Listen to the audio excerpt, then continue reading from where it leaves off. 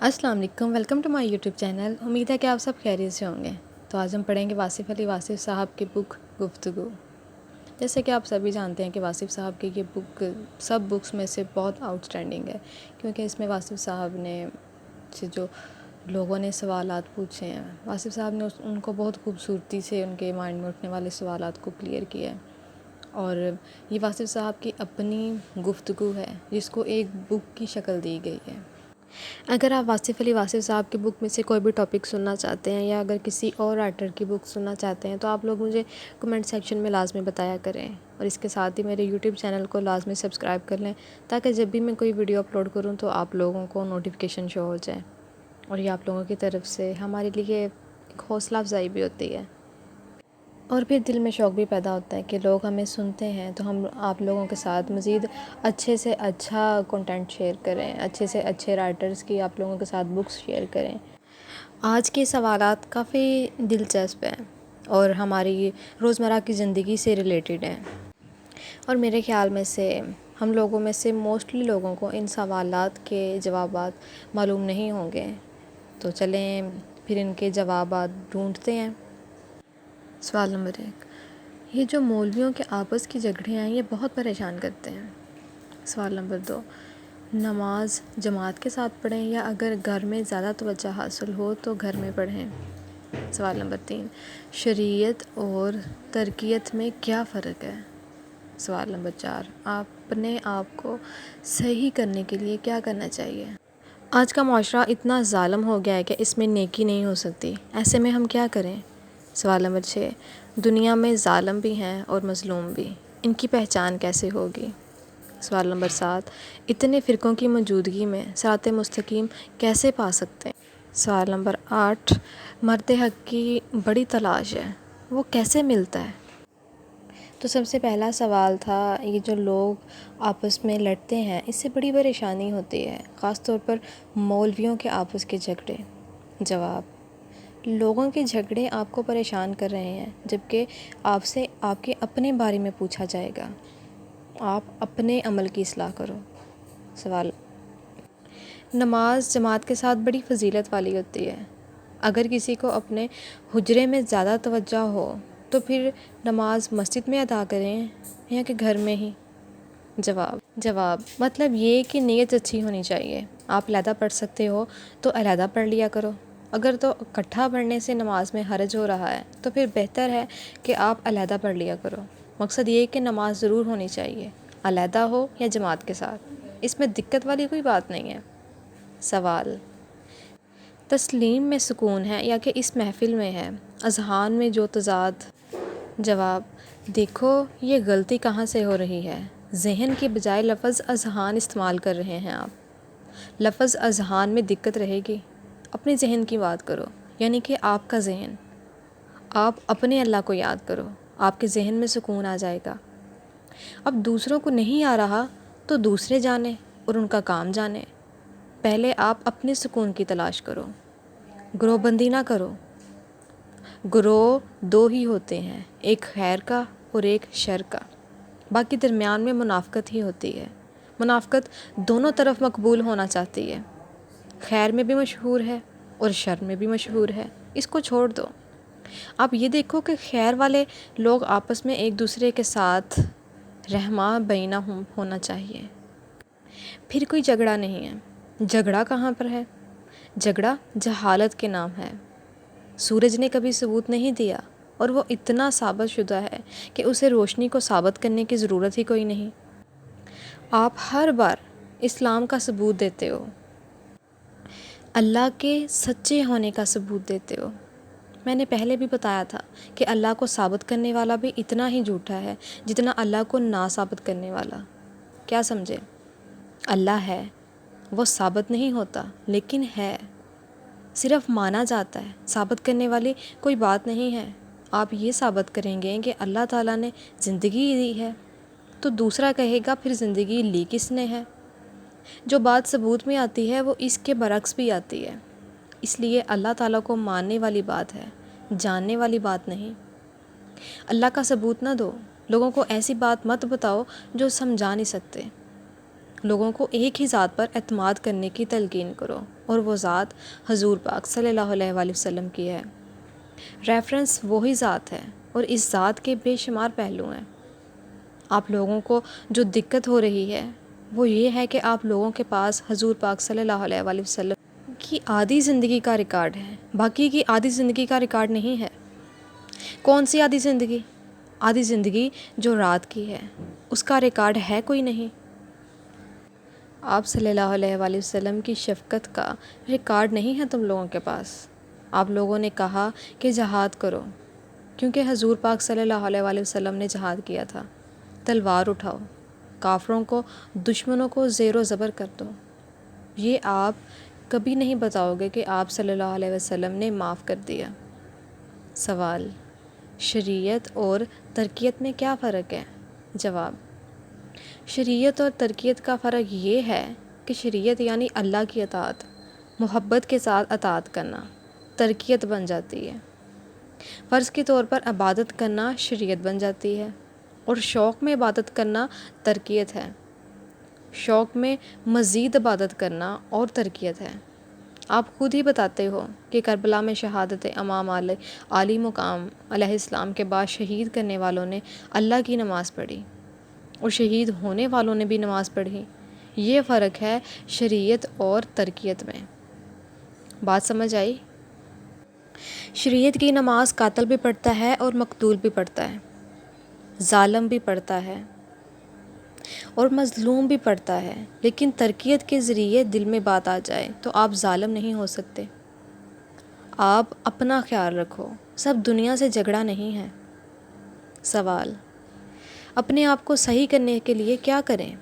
جواب: اپنے آپ کو صحیح کرنے کے لیے جتنا ممکن ہو سکے اللہ کے کہنے پر عمل کرو، نہ عمل ہو سکے تو توبہ کرو۔ جتنا ممکن ہو سکے حضور پاک صلی اللہ علیہ وآلہ وسلم کے کہنے پہ چلو، ناممکن ہو سکے تو توبہ کرو۔ اپنے دور میں کسی انسان کی تلاش کرو انعمت علیہم کے حساب میں، کہیں مل جائے تو اس کا کہنا مانتے چلے جاؤ۔ جو صفت آپ کے پاس ہے اللہ کی راہ میں خرچ کر دو۔ صفت اگر علم ہے تو علم خرچ کرو، صفت اگر مال ہے تو مال خرچ کرو، مرتبہ ہے تو مرتبہ خرچ کرو۔ جو کچھ آپ کے پاس ہے اللہ کی راہ میں خرچ کر دو، اور ادھر سے ادھر نکل جاؤ۔ بس جھگڑا یہاں ٹھہرنے کا ہے، نکلنے والے جھگڑا نہیں کرتے۔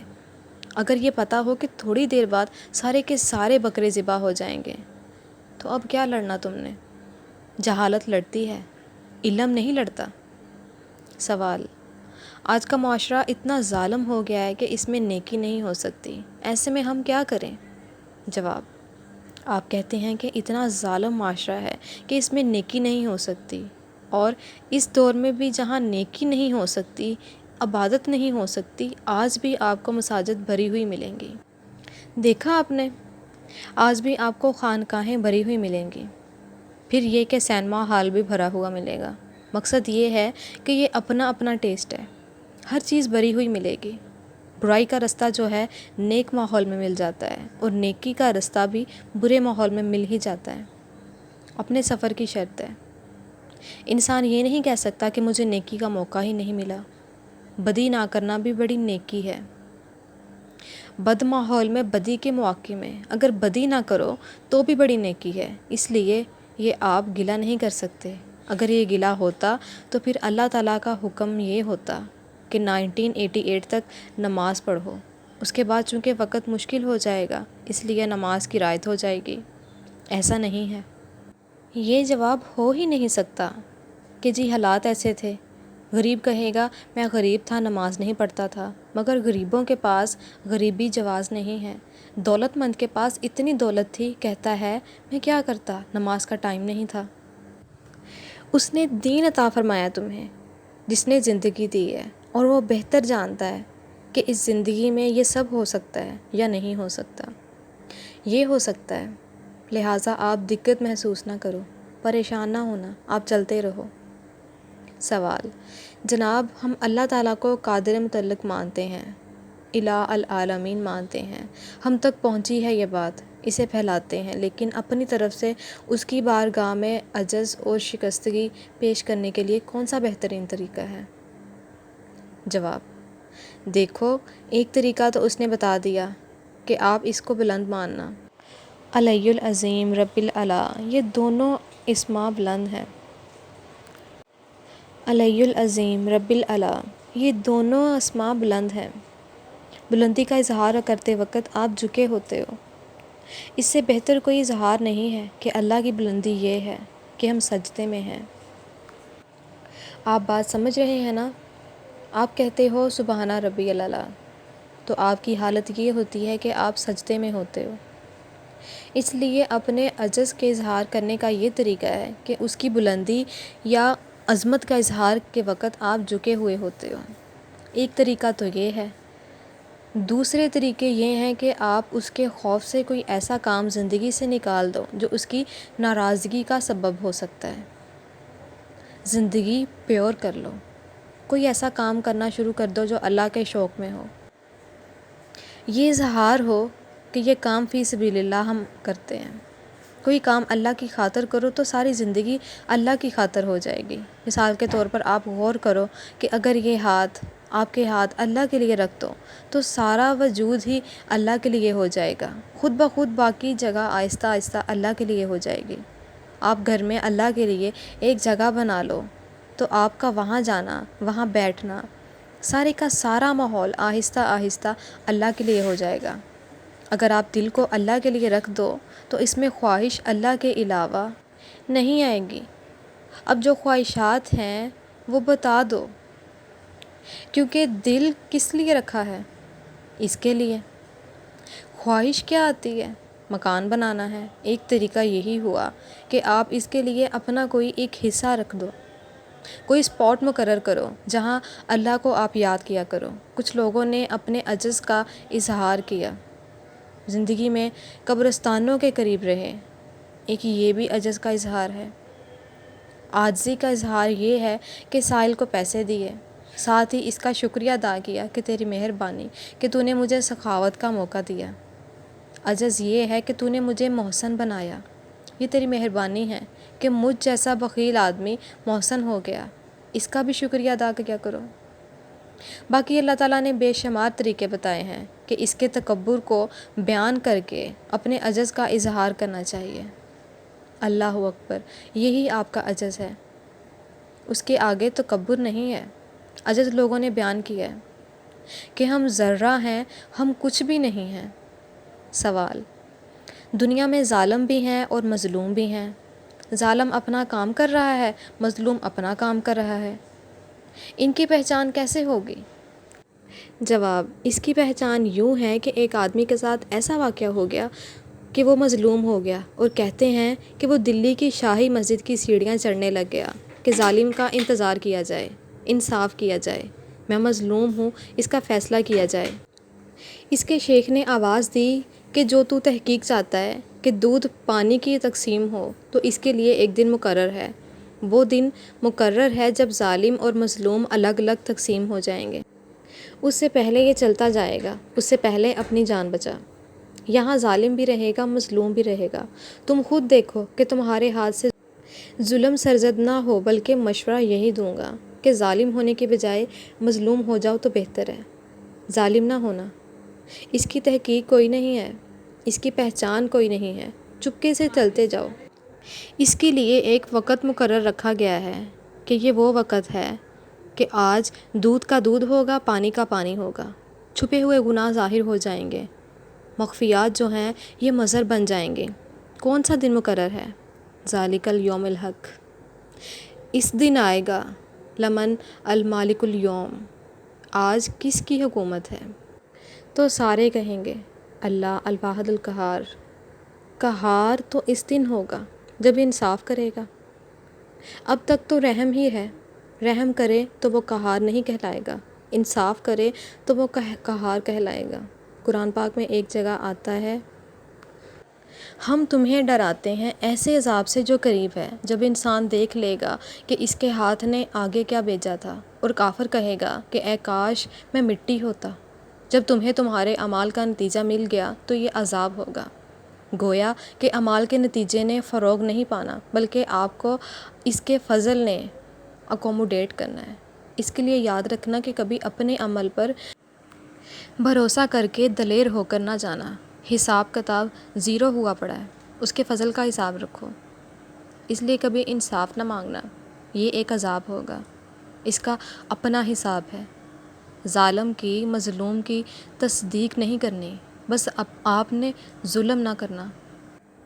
اپنا حصہ آپ چھوڑ دو اور دوسروں کا حصہ اسے دے دو، پھر بات آسان ہو جائے گی اور کوئی مشکل نہیں رہے گی۔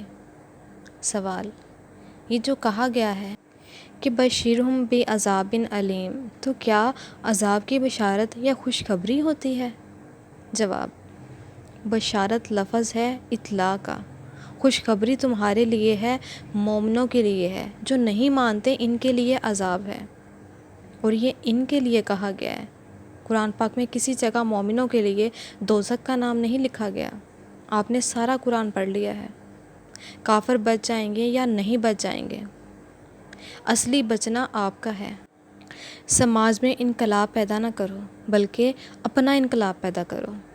سوال: اللہ تعالیٰ کے احکامات کی بجا آوری اگر خوشی دلی سے کی جائے تو بہت ہی مبارک بات ہے۔ کبھی کبھی ایسا بھی ہوتا ہے کہ بڑی بے دلی اور جبر کے ساتھ یہ سب کچھ ہوتا ہے، کہیں یہ بلا تو نہیں؟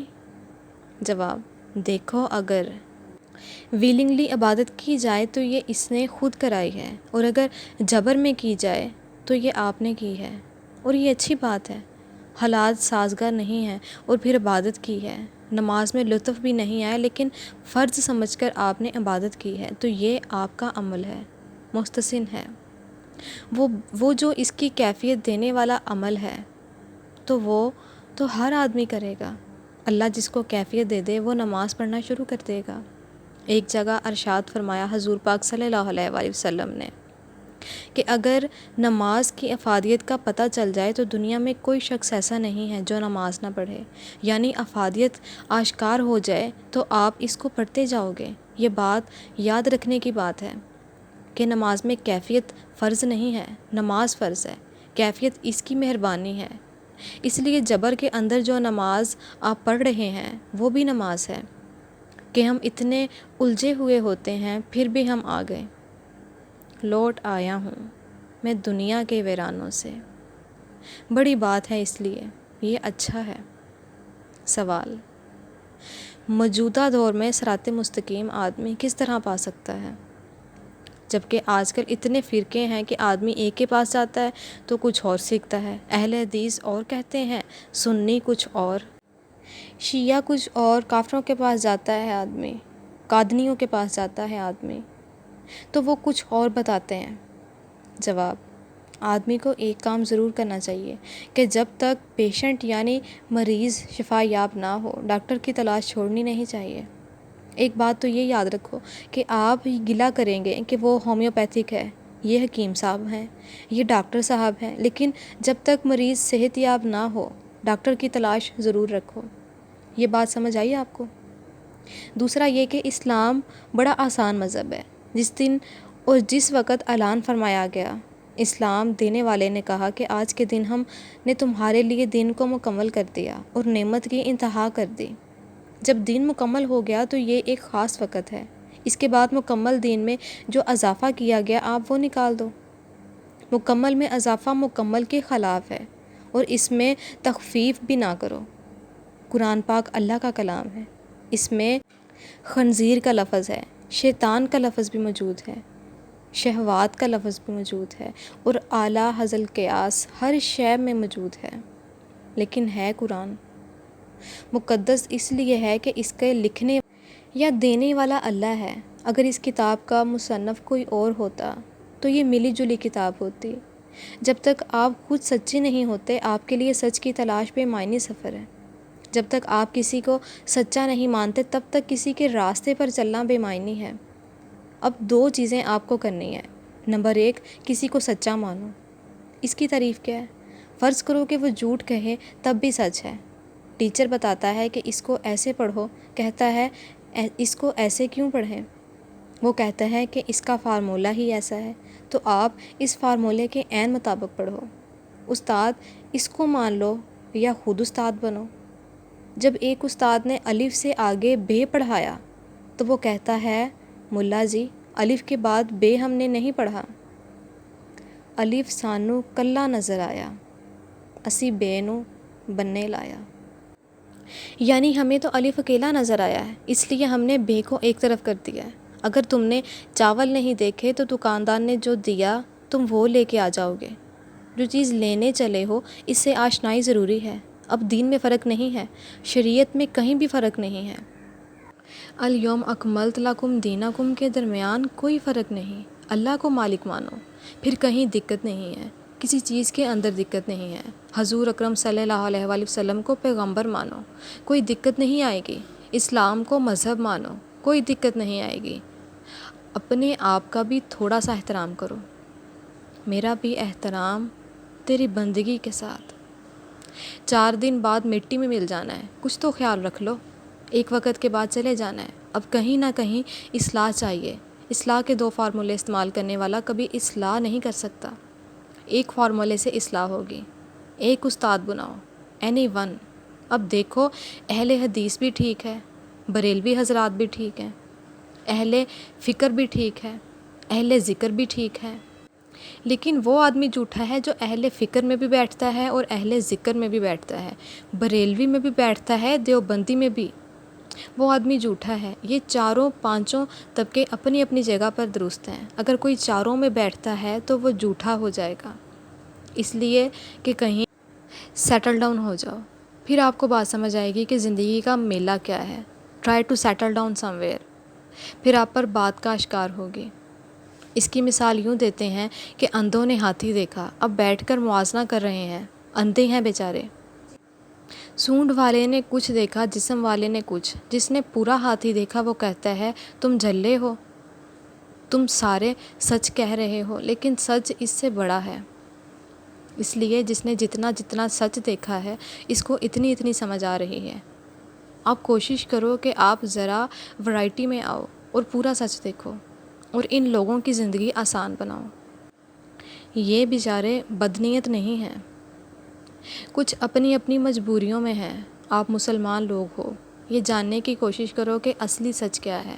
اللہ کے ساتھ تمہارا تعلق ہے، اللہ کے محبوب محمد صلی اللہ علیہ وآلہ وسلم کے ساتھ تمہارا تعلق ہے، قرآن پاک کے ساتھ تلاوت کا تعلق ہے، اور زندگی کے ساتھ محبت کا تعلق ہے۔ اس کو لطف کے ساتھ گزارو، بحث نہیں کرو، پھر انشاءاللہ تعالی مسئلہ حل ہو جائے گا۔ کسی ایک طرف لگ جاؤ، کسی ایک طرف۔ سوال: اسی طرح اگر کوئی حق کی تلاش میں نکل جاتا ہے تو فرض کریں کہ وہ قادیوں کے پاس پہنچ جاتا ہے۔ جواب: آپ تو نہیں جا سکتے، آپ صرف بحث کر سکتے ہو، آپ ان کے پاس کبھی نہیں جا سکتے۔ جب آپ نہیں گئے تو آپ نہیں کہہ سکتے کہ فرض کریں کہ میں ان کے پاس چلا جاتا۔ کیسے چلا جاتا؟ وہاں تو تم تھے ہی نہیں۔ فرض کریں میں ایکسیڈنٹ کی جگہ پر ہوتا تو مر جاتا وہاں پر، لیکن تو وہاں تھا ہی نہیں۔ اب کیا کہتا ہے؟ تو قادیوں کے پاس نہیں گیا، تو اگر وہاں جاتا تو کیا ہوتا؟ یہ ہے امیجنری ایکسیڈنٹ، ایسا event which does not happen۔ اگر ہیپن ہوتا تو اور چیز ہیپن ہو جاتی، لہٰذا یہ سب مفروضے ہیں۔ آپ نے اللہ کا سفر کرنا ہے، زندگی کے اندر کرنا ہے۔ 4 دن کی زندگی ہے، اس کو زیادہ مبالغہ آرائی میں ضائع نہ کرو۔ عقیدت کا سفر ہے، آرام سے طے کر لو۔ انسانوں کے ساتھ ڈیلنگ اچھی کر لو اور ان کے ساتھ سلوک بہتر کرو۔ اللہ آپ پر بہت خوش ہے۔ اللہ اس طرح ڈیل نہیں کرتا جس طرح کے لوگ کہتے ہیں۔ آپ سنی بن جاؤ، شیعہ بن جاؤ، سارے ہی چلتے آ رہے ہیں، لیکن جھوٹا شیعہ بڑا جھوٹا ہے، جھوٹا سنی بڑا مکڑ ہے، اور جھوٹا کافر بھی بڑی بری شے ہے۔ سچا کافر بھی ایسا ہوتا ہے کہ اگر شکست کھائے تو کلمہ ضرور پڑھتا ہے۔ یہاں پر یہی ہوا، پہلے فقیر آئے، درویش آئے، کافروں سے مقابلہ کیا، جوگیوں سے مقابلہ کیا، وہ شکست کھا گئی تو بولے سرکار اب ہم کلمہ پڑھیں گے۔ آج کا مسلمان 10 مرتبہ شکست کھائے گا اور پھر بھی کلمہ نہیں پڑھے گا۔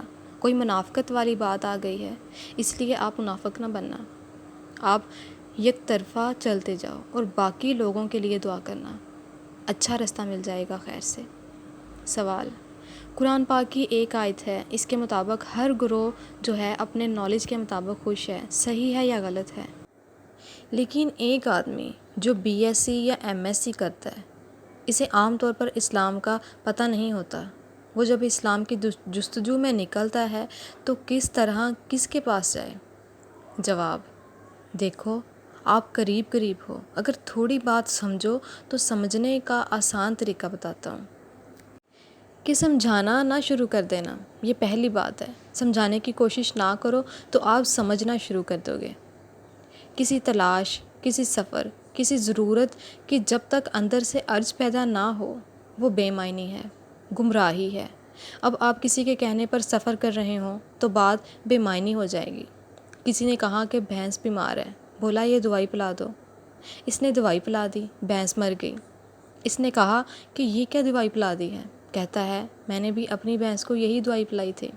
پوچھا کہ تیری بھینس کا کیا بنا تھا؟ کہتا ہے کہ میری بھینس بھی مر گئی تھی۔ بات یہ ہے کہ تم کس کے کہنے پر اللہ کا سفر کر رہے ہو۔ یہ کوئی چھوٹا سفر نہیں ہے کہ بغیر دلیل کے اللہ کی تلاش میں چل پڑا۔ چھوٹی سی چیز لینی ہوتی ہے بازار سے تو پوچھتے ہیں کہ کیا کرنا ہے، کہاں جانا ہے، اس کے کیا انتظامات ہیں، کیا واقعات ہیں، اور آپ گھر سے نکل کر بی ایس سی سے پہلے بلکہ رزلٹ سے پہلے اللہ کی تلاش میں نکل پڑیں کہ تھوڑا سا وقت ہے ابھی رزلٹ آنے میں۔ یہ تو کوئی بات نہ ہوئی۔